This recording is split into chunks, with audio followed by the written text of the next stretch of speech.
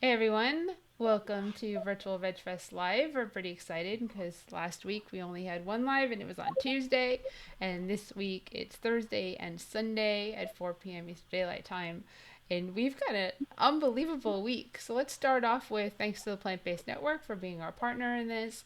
And of course, our Pass the Buck campaign recipient is Cows Come Home for October. For every donation you make, if you donate $1 or more, for every dollar you donate, you get entered to win a prize back from Hodo Foods, which will get mailed to you after we pick a winner. So all you have to do is donate, and Cows Come Home visited there, have a big bruise on my leg because I got knocked 10 feet back by a cow, a 700 pound cow last Wednesday. Absolutely amazing, incredible experience. Loved it. And also, I got pushed up against a car by Lou Moo. I mean, he's a sweetheart. He's a baby cow that's 600 pounds and is spoiled. So that was my last week. And let's see. Virtual Veg Fest has prize packs you can win just by liking Virtual Veg Fest on not Facebook on Facebook, yes, on Instagram, and what's the other one? You can like us on YouTube as well. We'll throw some love that way if we can. But today we have the founders of Plantbuilt and VeganProteins with the S.com because I left it off on my first flyer. And they're like pretty amazing. I haven't met them personally. I have met a lot of plant built athletes because we've had them on already. Aaron Fergus, the vegan meathead is coming on in December. Corinne Sutton, and Tori Washington has been to Triangle Veg Fest as a speaker.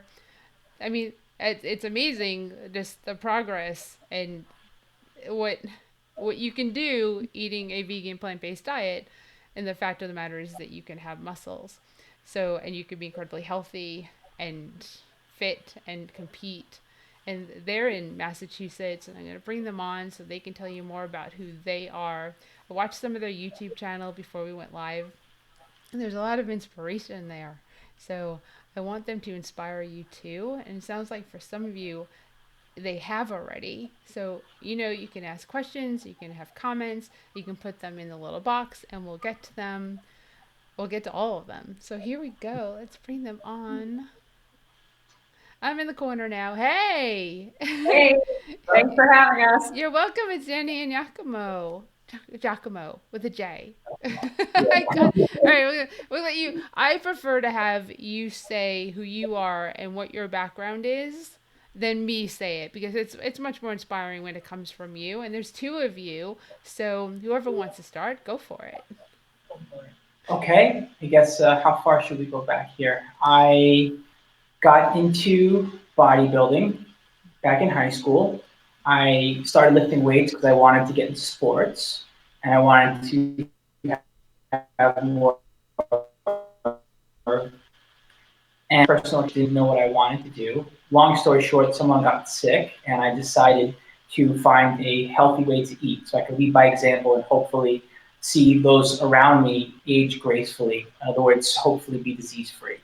And I started getting into veganism as a lifestyle as I met others in the community, met someone who still rescues animals to this day, and I still feel connected with everyone I met in the community and have been doing this for about 15 years, still bodybuilding.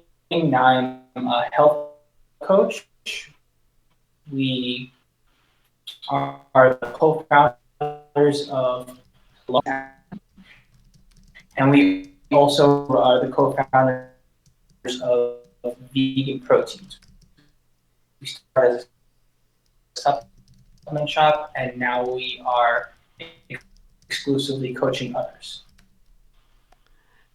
That's awesome. The internet cut out a little bit, just so you know. Oh my gosh, we lost them. Oh, I love when that happens. Okay, let me just do this. Okay, so let's hope they come back. Their internet was fading kind of in and out. So we always take the time for this to do like a let's talk about Sunday when we have Marissa. Oh, here they come.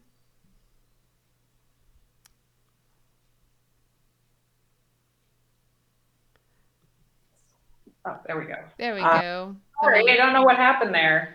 Yeah, Everything just see, shows on the screen. Yeah. it was weird because your internet was kind of going in and out. Hmm. So let me now I have to put myself back into like a corner. Sorry about that. I That's didn't see the internet dip out, but all of a sudden everything just froze. and that that's what the thing is we said with live is you just never know. And I can see Mhm. both of you on the screen, so I'm just gonna leave it like this. Okay. and let you go. I mean, if you wanted to like finish up with what you were saying at the end, because I know you were talking about the plant built and the vegan proteins, and that kind of really was cutting out. So let's hope that the internet stays. Sure. Yeah, I forgot where we left off, but basically I was just saying how we co-founded Plantbuilt, the largest team of vegan strength athletes in the world who compete together in person, and we haven't in a while, and we may do so again in the future. Who knows? Stay tuned. And we also co-founded VeganProteins.com, and we are coaching other vegan athletes with vegan proteins. That's awesome. So I'm Dani Taylor, also the co-founder of VeganProteins.com and Plantbuilt. What Vegan Proteins is today is it's largely a vegan coaching company. That's what we do full time. We coach vegan athletes or people who want to be vegan athletes. Um, and we've been around for 12 years now. So Vegan Proteins is older than Plantbuilt, but Plantbuilt we started in 2013 as a sort of passion project because at that time, if you were vegan and you showed up to a bodybuilding competition and you did well, people said like, oh, they did well in spite of the fact that they're vegan. Good for them. And we wanted to show that we were traveling to veg fests all over the country at that point in time. And every city we went to, we met some new cool vegan bodybuilder that we had never even heard of before. And we started saying like, what if we got all these people together and went out and competed against a bunch of non-vegans and just let's see what happens. So we did it and we did very well. We made up, I think, 10% of the competition, but we took home 40% of the trophies, which was really cool. And after that, we added other sports. So it wasn't just bodybuilding, then it was powerlifting and CrossFit and kettlebell and Olympic lifting. And it grew to be quite big, too big actually, so that we had to compete every other year rather than every year because our athletes were getting kind of burnt out. And now COVID, so we'll wait and see what happens next. Right. Yeah, the COVID thing is at least I mean like we were talking about Erin Fergus before this just competing this week that I asked her when she was on like where did she work out? And she worked out at home until the gyms opened. And she felt comfortable enough to go to the gym to with a mask and finish up her training. But she did a majority of her training for this at home. Yeah, almost everybody has had to shift to training at home. And unfortunately, and I know this happened to Erin too, a lot of the competitions that were lined up for 2020, they would just keep getting canceled. Yep. But this wasn't just like, a party or a concert that got canceled. These are competitions people sometimes have been prepping and dieting for months, and then it gets canceled. And then you sign up for another one, and then that gets canceled. So I know that happened to Erin. A lot of people just chose not to compete this year because that just seemed to keep happening, and it was a really tough call for a lot of people to make. Mm-hmm. Oh, the yo-yo, the up and down. I mean, because you're training, it's not like it's I don't know. I don't know best example like a runner training for a marathon, right? They could still do the marathon even if the marathon got canceled. They can just do it on the treadmill, which is really boring to do 26 miles or 13 miles on a treadmill, but you could. I don't recommend it. Or you can go outside still and you can do it because you train probably up to like 22 miles outside. So just add, the other four and you'll be all right. And then you do it. But your competition, the bodybuilding competition, the physique competition, all of that, you can't just go outside and be like, okay, world, I'm going to start posing. Can you judge me? Yeah, And they will judge you. And it gets weird. Yeah, there's no alternative to it. Some of my clients that were in that boat, we changed it to, well, maybe you could do a photo shoot instead, because then at least you can, capture all of your hard work on film as a remembrance of it. But because bodybuilding, that physique, is something that you maintain for such a short period of time, like most bodybuilders don't look like that year round. They just look like that for the competition. You can't hold on to it forever. So I give Erin a lot of credit because she just kept going, even though, a lot of people would have just said, yep, that's enough. That's enough of these being canceled for me. I'm out. But yeah, she's a very impressive athlete. Oh, yeah. And then one of the things that I was watching a video about, and I really want you to touch on this, is that because I know that as a child you were overweight and you've had like this whole journey, and Erin's had a journey of having issues with weight and the opposite of not eating enough, right, and not being healthy with how her diet was. And it's also something that she will still struggle with, and in the body image and body shaming is so important to you. And then it's so important that this is like a great week for like body shaming and bullying. This is going to come up on our Sunday talk too. So, but I would love for you to talk more about your story, your history. I mean, both of you, because I'm not sure if you have that type of history too on the other side, but I mean, you're just I like I think everybody has some story. Right. Ours are different, but they're both a story, I guess. Yes. And I would love to hear both of those because I feel it's important for people to hear, especially when it comes to, yes, you'll lose weight and yes, you'll get fit, but the mental image of what you think is not necessarily the reality. That really touched me because it's very true. Because I've lost 25 pounds because I decided to get healthier because of COVID. So, I hope I didn't lose you. Let me see, they're frozen. Okay, you're there, right? You're moving a little bit. It's coming. Wait, almost. This is why. Yeah, I can see that we're frozen. Right. You're kind of coming back. Kind of coming back to life. Yeah. It's so weird. It says we have full strength service, but okay. Can you hear us? I definitely can. Yes. So okay.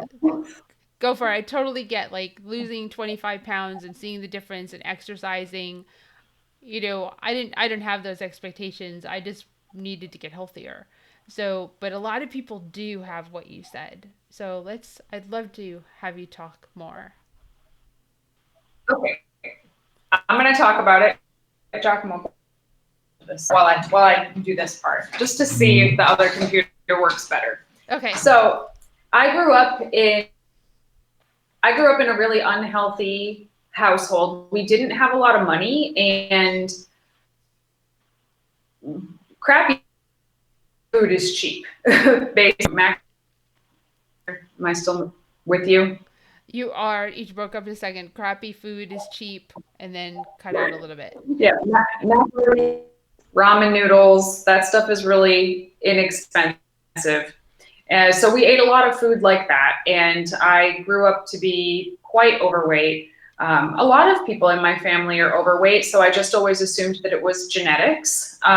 Certainly there are genetic factors at play, but I just always and the other folks in my family, so I was pretty okay with it in terms of my own self-image, I suppose. But it was still hard. It was hard to be the overweight kid in school. I remember coming in like dead last, which is the mile test in 8th grade, coming in dead last, not being able to do the hang from the bar for long enough. But it wasn't something that I let really eat away at me. From the time I was 8 years old. I think that's a really important thing to make. But I did eat a lot of dairy and eggs. like a lot of dairy and eggs, like giant order. I could eat an entire extra large pizza to myself, cheese pizza, Ben and Jerry's ice cream before they had vegan ice cream. That was my, by the time I was 16 pounds, I was actually writing a research paper for my English about vegetarianism. And I stumbled across this website that explained the connection between the dairy and egg industry and the meat industry. And I knew I didn't want to support the meat industry, so I just decided to give up dairy and eggs overnight. Even though I didn't know anybody who was vegan, the word vegan before, but I did it. I was a terrible vegan. I ate like bagels and chips. And still, even with that going on, I still ended up losing about 30 pounds. The next time I went to the doctor, instead, they're the ones who had to tell me, like, did you know you're down 30 pounds? And I didn't. But it was at that point, like a little light bulb went off over my head, and I realized that I could kind of take this into my own hands and my own health to some degree, and eventually went on to lose 90 pounds total. So it was a big change for me, and ultimately it did improve obviously my fitness came later, but there are downsides to losing that much weight as well, and I feel like a lot of people just don't talk about those things. You think, oh, if I just lose this weight, I'll feel so much better about myself. But if you have issues, if you have issues with yourself before you lose weight, you're still going to have those issues after you lose weight as well. It doesn't go away just because your body changes. That's true, because I mean, one of the things you said in your video on YouTube is that you go with you. I mean, you go with you. If you move, you still travel with you. Your environment may change, but you as a human being, as a person, your feelings, your emotions, everything, your mental health issues, if you have them, all go with you. And unless you work on them, they're still going to be there. And yeah, it's like people who think money solves the problem. Money doesn't solve problems. It essentially can add to your problems, but it doesn't solve the problems. It doesn't make you happy. Money doesn't make you happy. Losing weight doesn't make you happy, right? You have to work on making you happy. And one of those ways is that you're getting healthier, and you'll live longer, and you'll feel better, and you'll have more energy. That'll get you on that path. But yeah. Yeah, totally. But a lot of people do. And I don't blame people for thinking that if they lose weight, they'll just be happier, because that's what the diet industry sells you, right? They don't sell you health. They sell you happiness after you get to be different and working out in your favor. And that's not necessarily always the case. But the other thing is, people do treat you different, and that did surprise me. That I had grown up not always being treated very well. And I would go places or just being ignored or overlooked, and suddenly people were just nicer to me in random places. And that fact right there was actually a lot to reckon with, to realize, like, wow, people really are that shallow on the whole. That was really a challenge for me to come to terms with. But I think it gives me an interesting perspective having sides, because I feel like I can relate to a lot of people. Yeah, I definitely. It's like I would always find if I was dressed up nicely, people would show more respect than when you're not. We intentionally went car shopping, like, just ragged, and we wanted to see if they would treat us differently, because it was like we were like sweats and like unshowered. And it was like, let's see what happens. That's one way to get them to leave you alone, though. That is true. And we actually didn't get treated differently, which was nice. We went to a bunch of dealerships. Nobody looked at us and were like, they can't buy a car. So I was fortunate. This was just in January. So I mean, but it's true. One of the things you said is, you're married to someone who's very attractive, and that's, it's a different world when you feel like, because I don't see you the way I guess you feel. I don't see you as someone that isn't attractive. So, but the world out there and how you've been treated over the course of your lifetime definitely impacts, your self image and your feelings. So I totally get that, you're right, you go into a store and people come out with stuff and you're like, normal people in the world don't just get given things. Giacomo goes in. I don't even understand it. He'll go into Starbucks and he'll come out and be like, I don't know, they just gave these to me, and I'm like, that doesn't happen to everybody, right? You know what she's talking about. Well, that's good because, that means your ego's in check. But thank you. And so you're like, well, thank you. Look what we got. It's work.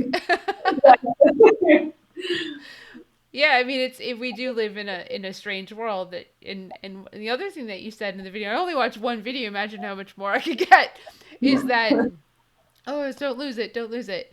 Oh, it's going away. Oh no. I hate when that happens.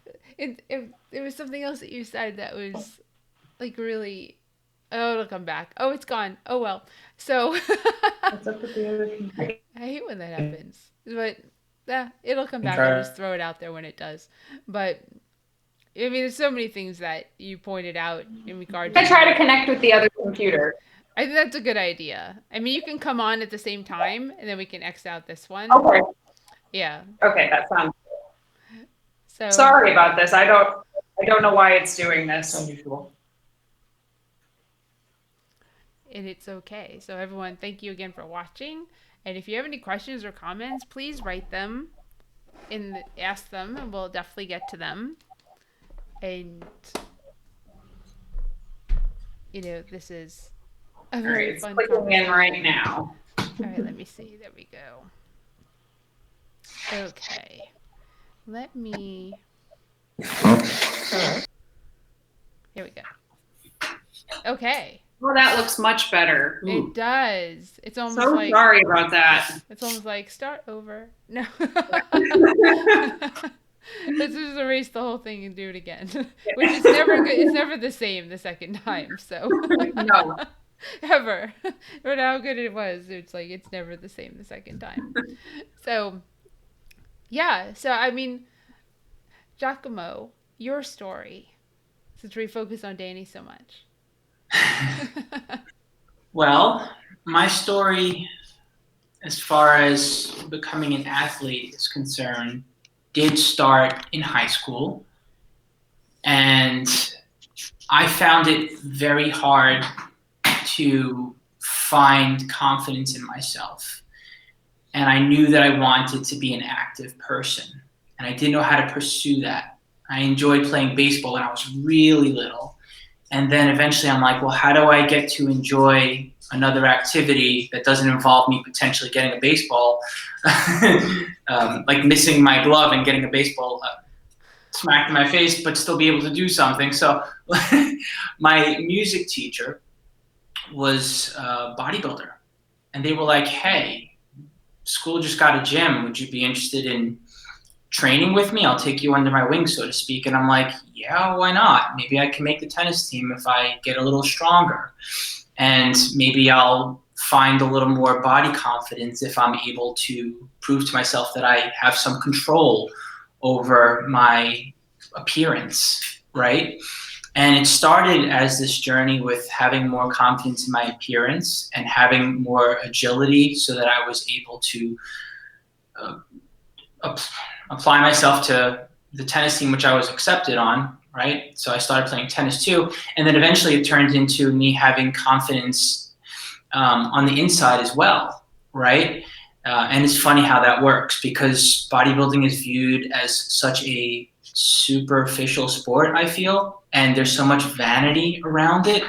And I don't think we really talk about the fact that most, I would say arguably a large percentage of individuals who are drawn to the sport have a reason on the inside that they usually don't talk about, because your armor is what speaks for you.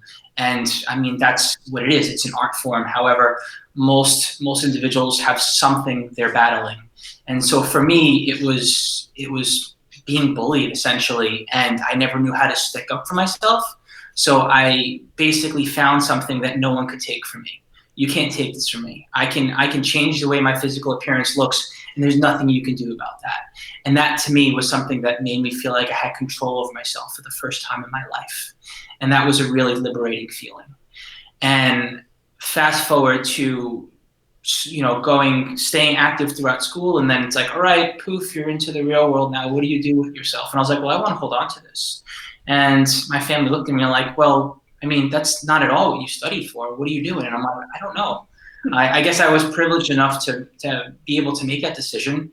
So I applied for a job as a personal trainer. And I was very much so into helping people find out not only how to take control over what they look like, also how to find out how to work themselves out from the inside. And it basically got me involved into finding out how to be a healthier and healthier person, not just physically, not just dietarily, mind, body, and soul.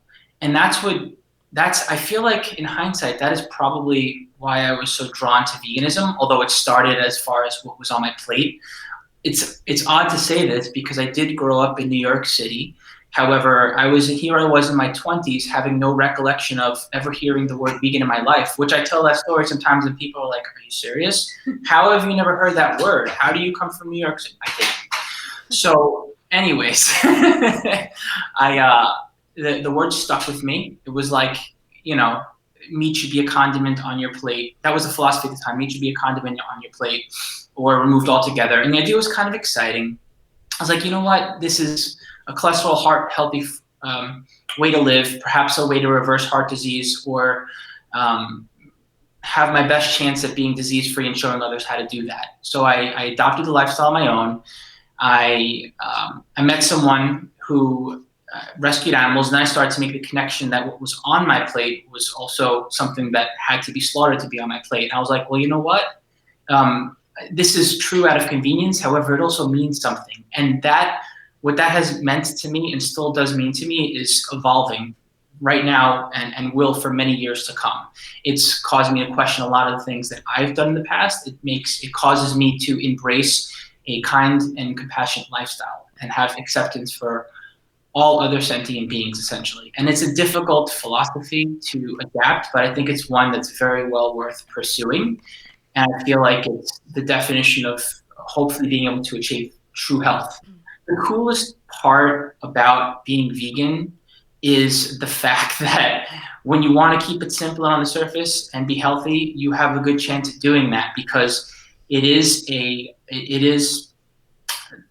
healthiest way to live by consuming a cholesterol-free plant-based diet, and by consuming nutrient-dense foods and having the ability to do that on an ongoing basis, it gives you the chance to perform at the top of your game. You're able to elicit an inflammatory response after your training, in other words, beat yourself up in the gym or what have you, and then you're able to recover from that faster, which means you have the ability to do more work.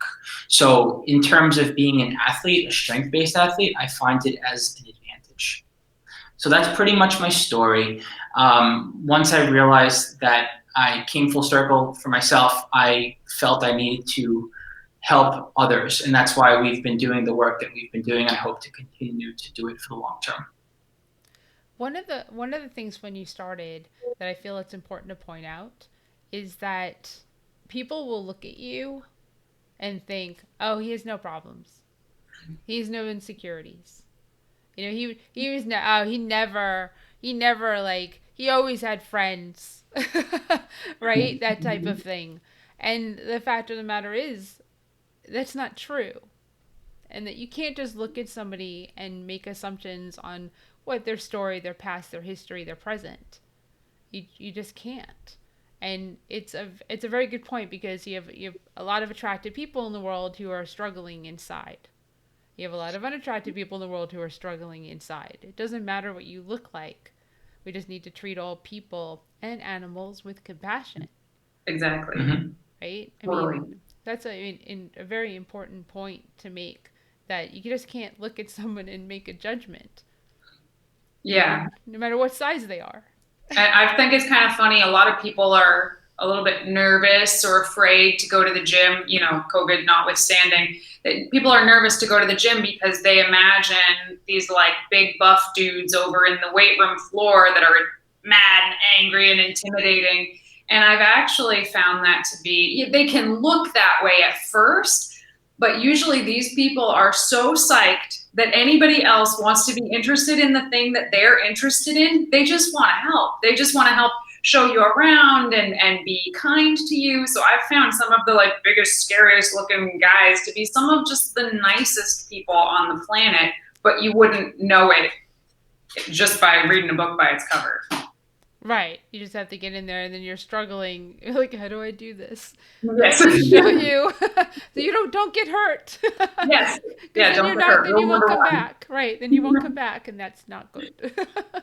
You learn the right way and start create a foundation so that you can build on that and then move forward. Yeah, so I mean, two incredible different stories and paths. How did you get together? So this is actually a really funny story. So before the Facebook times, back in the MySpace days, no, Robert Cheek actually had a website. You know Robert Cheek? I'm sure you know Robert Cheek. Robert Cheek had, well, he still has, but he had a website called VeganBodybuilding.com. And one of the key features of this website was the forum, which, you know, you would sign up and have a username and you could go on there and ask questions or post about your training. And Giacomo was lean and green, and I was then Dani says. And we just had our little journals and we'd go, you know, support each other on there and other people too. I mean, there was a couple thousand people and it was a very active forum. And this was back in 2007. And then in 2008, Robert hosted a vegan vacation, 2008, in Portland, Oregon. And it was just inviting people from the forum. Hey, if you want to get together, we're going to get together for a week and just like do vegan bro stuff. I don't know. But I'm a super duper introvert, like a really hardcore introvert. Giacomo was the opposite of that. But something got into me and said, I want to go to this. Like, I don't know any other vegans, let alone vegans who lift weights and are interested in the same things I'm interested in.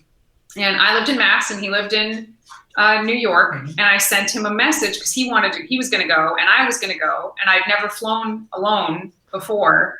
And I sent him a message and said, hey, what if I like drove out to Brooklyn and we flew together, you know, just as friends. And yeah, we hit it off right then and there. So yeah. That's awesome. Yeah.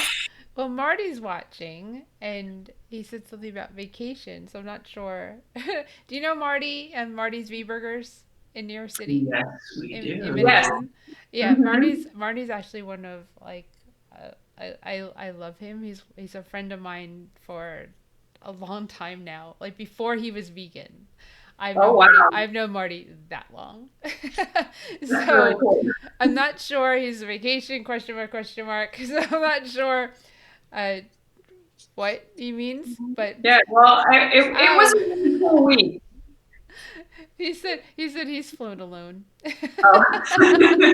Yeah, I had not flown alone. Now I have. Now I'm so used to flying that I'm happy to have this nice break from flying. But back then I was 21. I think I was 21 and had never really left my small town. And just meeting Giacomo was quite a culture shock to me. New York City was a culture shock. Everything was a culture shock to me at that point. So, but it was a great week. And we met Robert Cheek that week in person, and we're like 3 peas in a pod to this very day. That's fantastic. Yes, Robert, I emceed the Nashville Veg Fest before I took it over. And Marty's like, I don't understand the word. What's a vacation? Gotcha. Well, that's really good that he doesn't know what a vacation is during COVID. That means the restaurant, you must be doing well. So Yeah. anyone who's in New York City and in the downstate area, just when you're in Manhattan, go to Marty's V Burgers. It's probably the best burger you'll ever eat. It is. Isn't that the slogan? I think that's the slogan. Anyway, it is the best. It is the best burgers I've ever eaten in the whole country. Right. Yeah. I mean, I can't eat gluten and because I'm intolerant, but I actually think about still eating one of his burgers and just dealing with it. That's how good they are. I'm like, do I want to do that? I would consider it for him, let alone I absolutely love him. So that's our little shout out to Marty. Thank you for watching and joining and telling us that you have an vacation. But yes, Robert Cheek, I emceed the Nashville Veg Fest, and he was "Fast food, no bull" is the slogan. So, so I emceed that, and he was one of the speakers that year. It was like a ton of speakers. It was the year that it was two days, and I can't remember which year that was. I think it was year 3, so it was 3 years ago, and. So we had dinner. So I met Robert. I've seen Robert in Las Vegas. I've seen Robert in other states too. I can't remember where, but I want to get him on. I know he just started a podcast. This is the thing to do. Yeah. So we actually still work very close with Robert. So now what we spend a good chunk of our time doing is actually working with the Vegan Strong team. Mm-hmm. So pre-COVID, what the Vegan Strong team did was we didn't compete the way Plantbuilt did, but we would go out to these massive mainstream fitness shows. So huge bodybuilding competitions, the Arnold, the Olympia, the biggest ones in the world. And we would table there and we would talk to people about how you can build muscle on a vegan diet. So it was very different than anything we've done before. We've worked at bajillion veg fests. We love veg fests, but this was different. These people were not vegetarian, let alone vegan, not interested, many of them on performance enhancing drugs. Mm-hmm. So like very different than our normal crowd, but something really wonderful happened. I thought we were going to get laughed out of there. Honestly, I was like, people are just going to laugh us out of there. And it didn't happen at all. We had very, very few trolls. And what happened more than that was people would come up to the table and they'd be like, "Vegan Strong. Yeah, I know I should probably eat more vegan food." So it's like even in these communities that are so far removed from the vegan communities, the idea of at least a plant-based diet and the health benefits of eating more plant-based, it is seeping out into what we call like the chicken and egg white culture, which is what bodybuilding communities usually are. Mm-hmm. So that's what we did beforehand. Now with everything being shut down, we've been doing more education and outreach online. We do have a really, really cool project coming out that I can't say anything about yet, but stay tuned. Hopefully within a week, people will know about it. So yeah, that's the way that we've been trying to educate now, is moving outside of just the vegan and vegetarian communities and talking to more mainstream communities about plant-based diets. And it's been really well received. Right. And you've both taken the T. Colin Campbell course, right? Mm-hmm. And I know Robert Cheek has too. And being that I emceed, I don't stay in the whole time, but Robert would talk about how pre the T. Colin course, he was just trying to get in all this protein. Like, the veggie dog hanging from his mouth when he's sleeping. Mm-hmm. I need the protein. And yeah, because it's really funny. It's a really key story that resonated with me, which I've shared. But it sounds like, and correct me if I'm wrong, that you guys fall on the side of you don't need to eat massive amount of protein to bulk up and have muscles and be strong and compete. Because there's two sides to the bodybuilding world. The vegan bodybuilding world. We mostly fall on that side. Yeah. So we are not quite with the T. Colin. We've taken the course. It's a great course. But I think for bodybuilders, those guidelines aren't really applicable. Mm-hmm. But on the opposite side, you have the mainstream bodybuilding community that eats kind of an insane amount of protein, like an amount of protein you couldn't possibly do anything with anyway. So I feel like in the vegan community, we eat more protein than most vegans do, but still not what the regular bodybuilding community would call high protein. So we're kind of in the middle, and that's where we operate most of the time. Okay. So less than Robert used to eat, but more than Colin Campbell would suggest. So in going in that direction, because protein is, I don't get the question anymore. Where do you get your protein from? I went from vegetarian to vegan, but it's been over 30 years, and everyone just kind of knows. They don't ask me those stupid questions, right? Because I don't think they ask me because they know I'm just gonna tell them, like, you're eating too much. You're every day you're not exercising. You're just kind of like watching television. You're eating too much protein. It's turning to fat in your body. It's not healthy. Mm-hmm. I mean, you eat a plain white bagel with peanut butter on it. You have like 15 grams of protein there. Would you think that there's 15 grams of protein in peanut butter in a plain white bagel? No, a lot of people don't realize that. Or like in a bunch of kale, there's 12 grams of protein. Exactly. So let's that up. Yeah, protein in every food that we eat. I make the little caveat of we don't include candy in that. So like everyday foods that fuel your body, not candy and sugar and even ice cream will have protein in it. But even so, that's not what we're talking about. We're talking about like everyday foods. Everything has protein.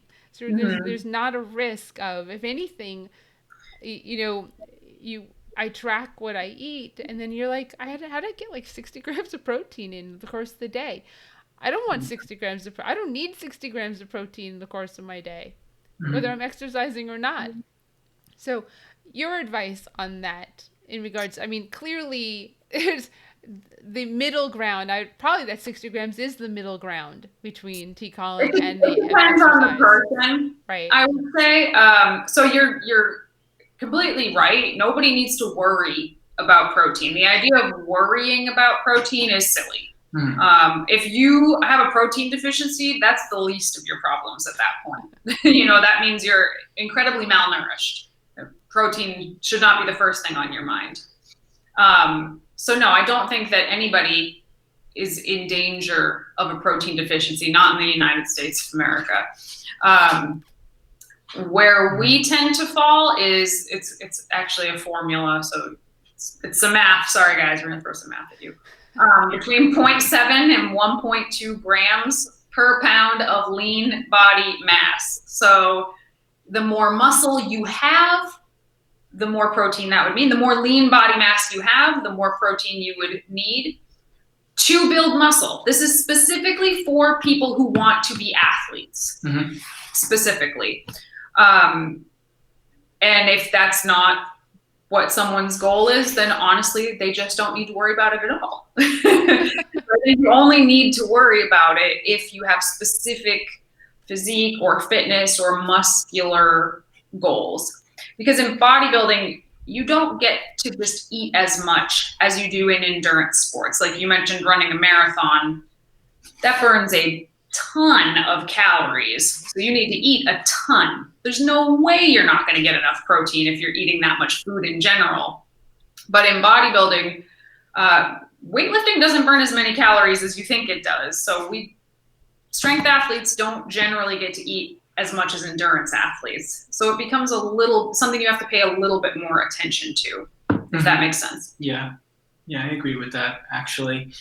And when it's bodybuilding, right? So technically you're focused on more lean body mass over the course of time. However, you do go through phases where you have to manage your body composition. And when you manage your body composition, whether you're tracking food or not, you do need to still get in a certain amount of protein, no matter how much you're eating, so to speak. So keeping that number static makes it so that there is somewhat of a focus on protein, but you also don't need to obsess over it. And you do want to get more protein than you would get if you weren't focusing on protein at all. So in other words, something as simple as including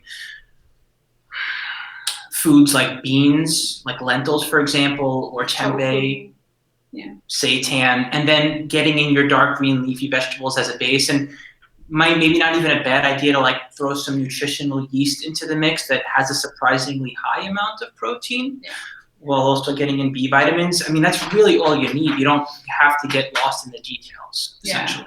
Yeah. So again, it's an interesting question to answer, because the answer for just everybody is like, don't worry about it.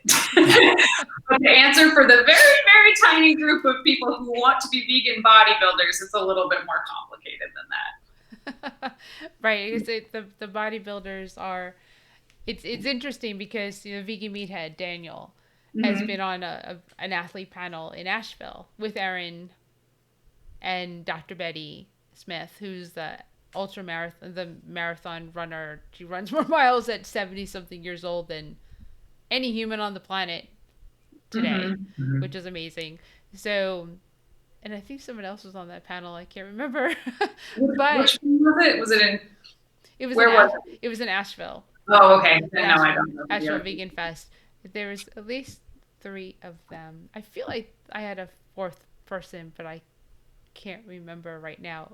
Even so, it was Brittany, right? Brittany is just like the everyday person who decided to get healthy and, be a home athlete, which is important because that's the everyday, right? So you had the competition, running, endurance, and then everyday person that you and I can relate to, right? Right. So, Daniel's like, and Erin are like, we don't eat healthy. We just eat. It's true. It's so true. Like, we encourage our clients to eat healthy, especially if they're a lifestyle client, meaning they're not looking to compete. Taking any sport to that extreme of a level, it's not healthy. And unfortunately, with bodybuilding, we see bodybuilders on show day, and so many people say, wow, imagine if I was that healthy. And it's like, no, that's the least healthy that person has ever been in their life on that day. We've just, again, it goes back, like, what is diet culture selling us, right? We've convinced ourselves that having abs like that must mean you're super healthy. It's not healthy. It's controlled starvation. That's what it is. And, some people are like, well, if it's so unhealthy, why do you do it? 1, we love it. But 2, we need vegans out there doing this. If there are non-vegans out there competing in bodybuilding, we need vegans to go toe-to-toe to them just to show, look, you can do this without eating animals if you want to. Because bodybuilders might eat more animal products than anybody else on the planet. So it's an interesting conversation, but I think the idea that bodybuilding is healthy, it can be until you get to competition level. Then it's just not anymore. But you could say the same thing for, ultra marathon runners. That's a crazy thing to do to your body, or gymnasts or ballerinas. Like, at high levels, none of it is healthy. It's all a risk. Right. It's a passion, and you do it for this. You do it for yourself, right? You do it to see that you can do it. Yes. I think that has a lot to do with it. And going back to Erin, she's morphed her body each time to these different goals of showing different parts that need to show, because it's like it's amazing. But it's because it's that challenge. It's the self-challenge. I mean, a lot of motivating factors for people aren't the outside world. It's what's in you. And to fulfill that. And then that's one thing that you said, you get to the point where it's like, okay, this is done. I get it with the Veg Fest. It's like, you work so hard to make this event happen. You watch it come to life, and then you watch it all get broken down, and then you go, what now? Okay, what? Well, it's 2021. That's why this year's been so weird, because I haven't been able to do what I normally do.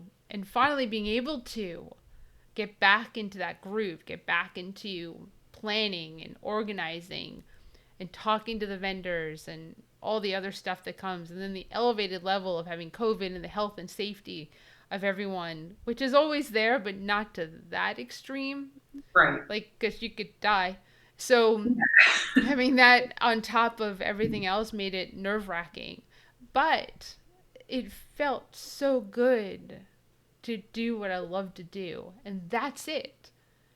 Yes, that's it. You have to love it. Otherwise, what's the point? Mm-hmm. Yep, exactly. And I say that when stops being fun, I stop doing it. Mm-hmm. Right. Absolutely. So, And we do the same thing. We hope bodybuilding never stops being fun for us, but if it ever did, we would just do general fitness, and that would be fine. Yeah. Right, and there's a lot more people in Yeah. general fitness than there are in the bodybuilding. So you try to convert them. Then going to the conventions and stuff that are and I don't want to say regular people. It's something we got from the New York City Vegetarian Festival. They're like, look at these people almost look normal. It was like this. It's like we heard someone say that on the way in, and we just like my partner and I were just like kind of cracked up. He was like, "Did you hear that?" And then we kind of say that from now on. We're like, well, that looks like normal people food. So, but it's fantastic that you can reach people that because there's always that. Oh, I know I should be eating less meat. There's always that intimidation when someone hears that you're vegan or vegetarian or whatever you plant-based, and they come over and they're just like, I know. Yeah. And I eat kale with my burger on it with the cheese, but there's kale on there. Yeah. Yeah. So we take those people and we give them things like we'll give them Beyond Meat coupons. Like, oh, you like burgers? Go try here. Take this coupon for a free Beyond Meat burger. Go try it. So we're not telling them like, listen, you need to be vegan tomorrow, and here are all the reasons why you suck because you're not vegan. We're saying, hey, try this one thing. Do you like this food? Okay, let's try. Why don't you give this product a shot? You might really like it. And even if they just swap their milk for a non-dairy milk, the wheels are spinning in their head, and that is impactful. Is it perfect? No, but it's impactful. It's impactful for them. It's impactful for the animals. It's impactful for the environment. Yes. So as much as I'd love everybody to go vegan overnight, it's like baby steps. Exactly. And having the support and the understanding. It's like when someone puts the Impossible Burger, Beyond Burger on their menu, but they put mayo and dairy cheese on it, right? And the vegans are just like, why did you do it? Well, here's the thing. They can go buy that burger in the market now. So they may, instead of when they go to the supermarket and they see the hamburger from animals and they see the Beyond or Impossible Burger, and there's so many others, like there's so many now. They go, wait a second, isn't that what we had at, like TGI Fridays? Like that day, we just chose we got that free coupon at that thing, and like here we are. Right. Well, yeah, that was good. Wasn't that good? Yeah, that's good. And the price is coming down, so it's more comparable.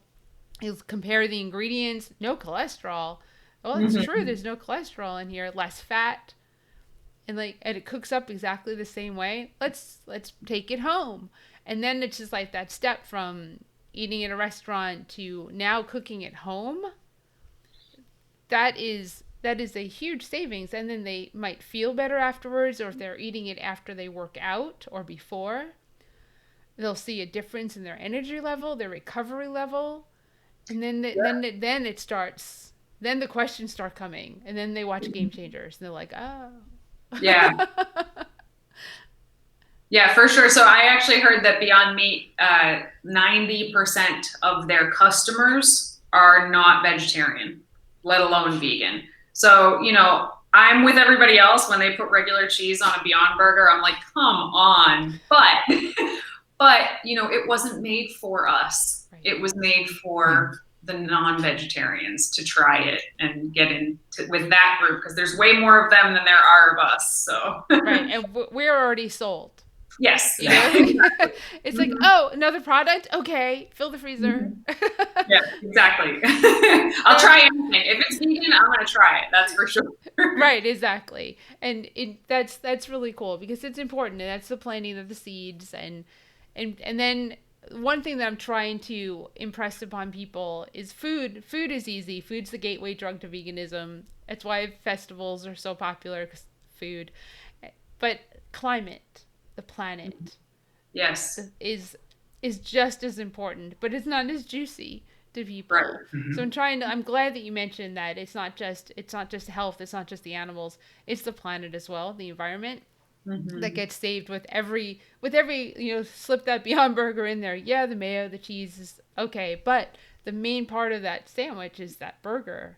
The highest amount of calories, highest amount of protein, even fat, everything is the burger. So your impact when you swap that out from an animal-based burger is huge, because you might do it again and again and again, and it's that steps, right? Here comes my cat.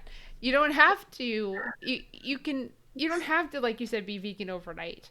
You can take these steps. Meatless Monday, only lunches, only dinners that are plant-based, vegan, whatever it is that you choose to do. Everything that you do makes an impact and makes a difference, and you'll feel the difference. If like there's so many programs, 10 days, jump starts, 2 weeks.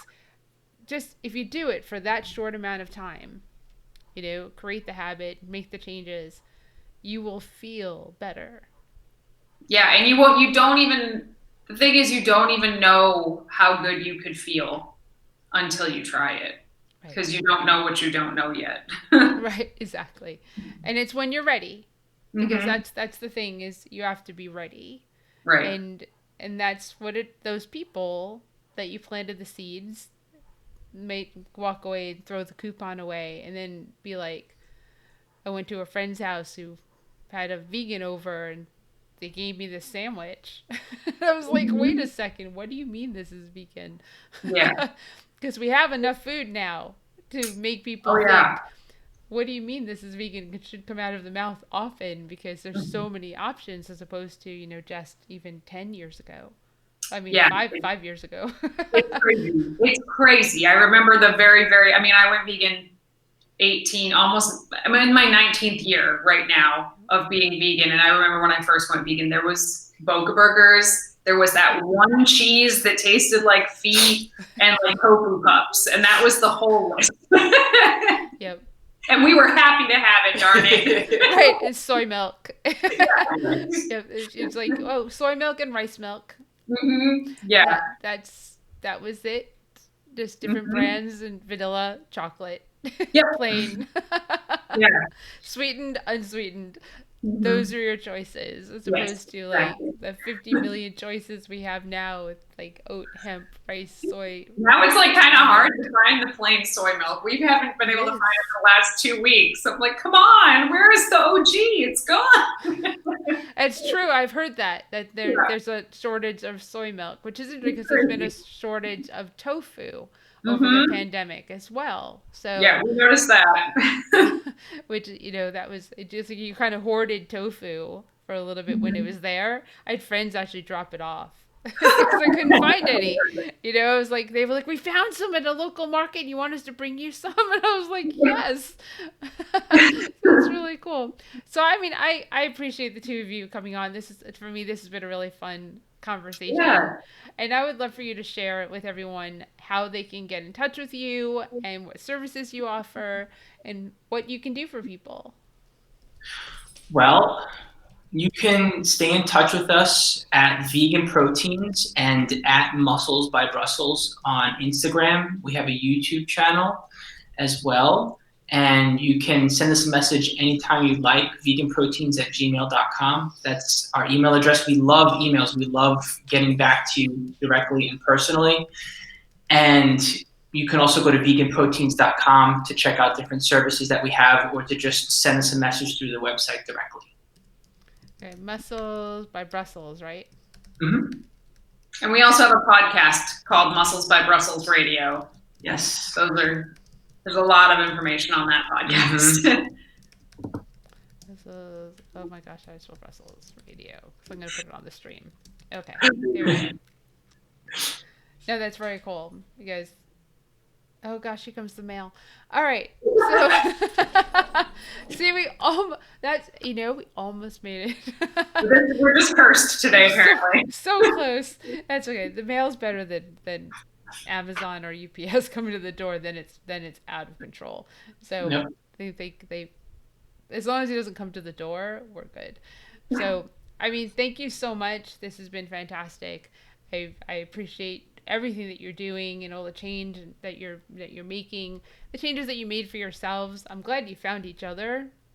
It's a great story too. I mean, you're so young when you found each other to fly in a plane to Portland and you found love. So it's like really cool. I'm glad I asked because you're like, I think that was one of those, like you said, I could ask anything questions. Yeah. And I like to get to know people as well. So hopefully, you'll see some people who go, hey, this is something I want to do. Whether it's from the bodybuilding all the way down to general health and fitness, losing 10 pounds to losing 100 pounds, I think you can help either of them. Totally. Right? Mhm. Yeah. Totally. It'd be great examples and great stories to go with that. So thank you so, so much. And Thank you for having us. oh, you're welcome. And I look forward to having you at an event when I have people speak. Absolutely. Cool. We'd Okay. love that. I would love it too, and you're not that far away, so I like that as well. So have a great rest of your day. Good night. Take care. Bye. Well, thank you everyone so much for joining us again for our virtual Veg Fest Live. It's really cool. I really, really enjoyed that. Make sure to donate to Cows Come Home, and please wear a mask. We just did an event in Nashville over the weekend in person, and I was around like 1,000 people over the course of the weekend. We went to restaurants. I don't go into places, so I I went into restaurants. I picked up food. I kind of for 9 months didn't do anything and then went away for 5 days and did a lot. But the whole time I was masked. This was over my nose, under my chin, over my face the whole time. And this is one of our new masks. So if you're interested in one of these, you can let us know. I am not an it is our slogan. For Sam Weeman's art is on there, the cow, pig, and the rooster. So these are one of our cool new masks. Make sure you wear them correctly. Not here, not here, not here. You have to wear it over your face. We wore these masks for 14 hours. The whole day. Yes, did we drink something? Yes. Did we eat something? Yes. But it went right back on. It didn't dip below our nose. No. We constantly, over the course of the weekend, shared with people to pick it up over their nose. One of the reasons why people felt so safe is because we made sure people wore these. We also temperature checked, social distance, made sure the booths were separated, and everyone appreciated that. And hopefully so far everyone has been safe. And that's the most important thing. And we'll plan 2021 events in Nashville, Asheville, Greenville, South Carolina, and we'll see where else we can do them. The other thing is, please vote. I can't stress enough how important it is. It's your right. You've earned that right. Vote. We have less than 2 weeks to our election day. Over 40 million votes have been cast so far in this country. There they go. That's record breaking. That's sometimes all the people that vote overall on election day. Keep going. Keep voting. Keep doing the right thing because that's your right. We will see you on Sunday. Marissa Miller Wolfson will be with us on Sunday at 4 p.m. Eastern Daylight Time, which is fantastic because she was the director of Educated and she has a new cookbook out. We're going to talk about raising vegan children, so you don't want to miss that either. Well, have a great day and we'll see you soon. Bye.